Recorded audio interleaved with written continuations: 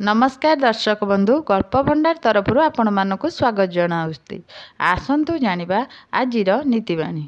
Number 1 दुख आसिबा पूर्वरु ताहार उपाय चिंता करुथिबा लोक दुख आसिले तत्क्षणात् प्रतिकार करि पारुथिबा लोक दुहे सुखी अटंती, किंतु जे चिंता करे जहा हेबा कथा हेबो सेपरी अकर्मण्य पुरुष नष्ट होई जाए। नंबर 2 धर्म रहित प्राणी बंचिकरी मृतक समान अटे। धार्मिक पुरुष मरिबा परे मध्य दीर्घजीवी रही थाए। नंबर 3 अन्यर दुस्सह कीर्ति रूपी अग्नि द्वारा नीच दग्ध होई सेही स्तर को जाई न पारी ताहार निंदा करी थाए। नंबर 4 विषयाशक्ति द्वारा मनुष्य बंधन रे पड़ी थाए। मन को विषय रहित करिदेले मनुष्य मुक्त हो जाए। अतः मनुष्य को संसार रे बांधिबा बाला तथा मुक्त करिबा बाला एकमात्र मन अटे। नंबर 5 जेउ प्रकारे सहस्र धेनु मध्यरे बाछुरी तार निज माँ को खोजी पाई थाए, सेहीपरि मनुष्यर पूर्व कृतकर्म मध्य कर्ता को प्राप्त होई थाए।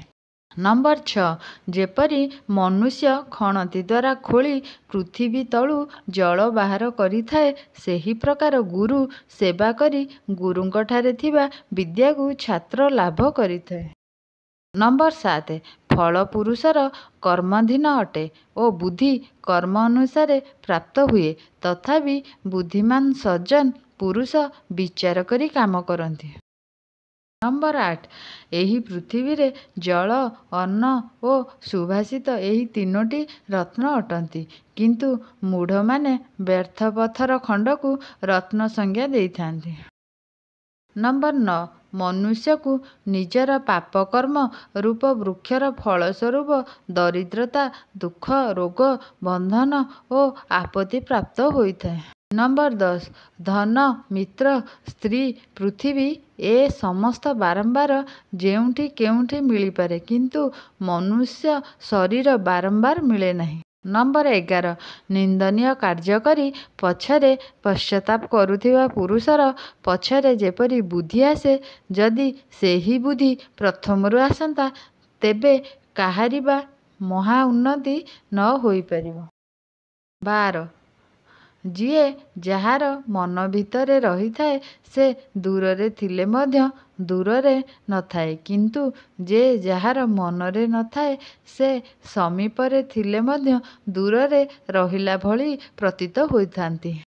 नंबर 13 अग्नि जल स्त्री मूर्ख सर्प राजकूल एमानंकर सेवा बहुत सावधान होई करिबाकू हुए, कारण असावधान रहिबा द्वारा तत्क्षण एही 6 जन प्राणग्राहक होई जाते। नंबर 14 हे मनुष्य जदि केवल गोटिए कर्मरे संसारक बसरे रखिबाकू चाहूच, तेबे रूप रस गंध स्पर्श शब्द रूपी क्षेत्र को 5 कर्मेंद्रिय और 5 ज्ञानेन्द्रिय रूपी मुख द्वारा चारण करी निजर मन रूपक गाई को विषय ठारू अलगा करी रख। नंबर 15 सिद्ध औषध धर्म गृहछिद्र मैथुन कुश्चित अन्नर भोजन और निंदा जानी मध्य बुद्धिमान ताहाकू प्रकाशित करे नहीं। नंबर 16 दुष्ट सहित बंधुता छाड़ साधु संगति रे निवास कर, दिन राति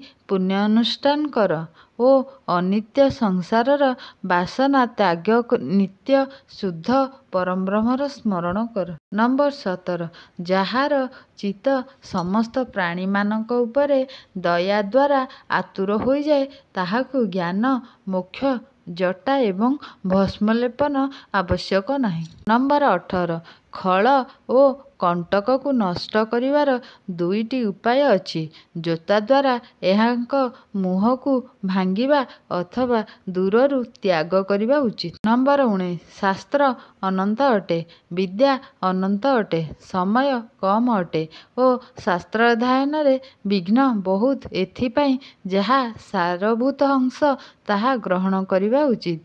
जेउ प्रकार हंस जल मध्यरे ଦୁଧ ଗ୍ରହଣ କରି ଜଳ ତ୍ୟାଗ କରିଥାଏ। ନମ୍ବର 20 ହେ ଭଗବାନ, ଶରୀରକୁ ଅତ୍ୟନ୍ତ କ୍ଲେଶ ଦେଇ ଧର୍ମକୁ ଅତିକ୍ରମଣ କରି ଓ ଶତ୍ରୁ ସାମ୍ନାରେ ନଇଁ କରି ଯେଉଁ ଧନ ପ୍ରାପ୍ତ କରିବାକୁ ଥାଏ, ଏପରି ଧନ ମୋର ଆବଶ୍ୟକତା ନାହିଁ।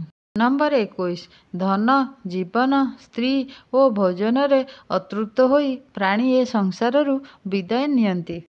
ନମ୍ବର 22 ସବୁ ପ୍ରକାର ଦାନ ଏବଂ ଯଜ୍ଞ, ହୋମ, ବଳି ଆଦି କ୍ରିୟା ନଷ୍ଟ ହୋଇଯାଏ, କିନ୍ତୁ ସତ୍ ପାତ୍ରର ଦାନ ଓ ଜୀବଙ୍କୁ ଅଭୟଦାନ କେବେ କ୍ଷୀଣ ହୁଏନା।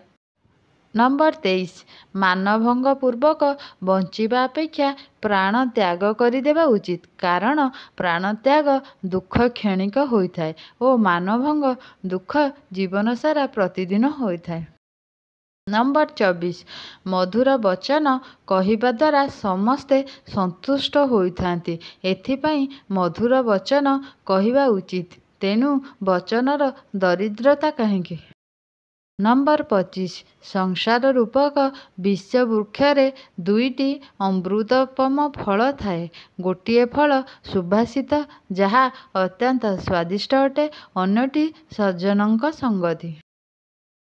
ନମ୍ବର 26 ଲୋକ କଲ୍ୟାଣ ନିମିତ୍ତ ନୀତିଶାସ୍ତ୍ରକୁ ମୁଁ କହିନି, ଏହାକୁ ଜାଣିବା ଦ୍ୱାରା ମନୁଷ୍ୟକୁ ସର୍ବଜ୍ଞତା ପ୍ରାପ୍ତ ହୋଇଥାଏ। ନମ୍ବର 27 ମୂର୍ଖ ଶିଷ୍ୟକୁ ଉପଦେଶ ଦେବା, ଦୁଷ୍ଟ ସ୍ତ୍ରୀର ଭରଣପୋଷଣ କରିବା ଏବଂ ଦୁଃଖୀ ଲୋକ ସହିତ ବ୍ୟବହାର କରିବା ଦ୍ୱାରା ପଣ୍ଡିତମାନଙ୍କୁ ମଧ୍ୟ କଷ୍ଟ ହୋଇଥାଏ।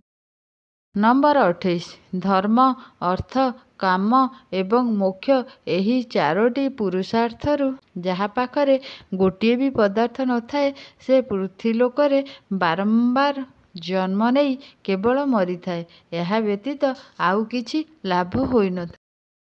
ନମ୍ବର 29 ଯେଉଁଠାରେ ମୂର୍ଖମାନଙ୍କର ପୂଜା ହୁଏ ନାହିଁ, ଯେଉଁଠାରେ ସଞ୍ଚିତ ଅନ୍ନ ଥାଏ ଓ ଯେଉଁ ସ୍ଥାନରେ ପତି ଏବଂ ପତ୍ନୀ କେବେ କଳହ କରନ୍ତି ନାହିଁ, ସେଠାରେ ଲକ୍ଷ୍ମୀଙ୍କୁ ନ ଡାକିଲେ ମଧ୍ୟ ଲକ୍ଷ୍ମୀ ନିଜେ ଆସି ନିବାସ କରିଥାନ୍ତି। ଆଜିର ଭିଡ଼ିଓଟିକୁ ମୁଁ ଏହିଠାରେ ସମାପ୍ତ କରୁଅଛି।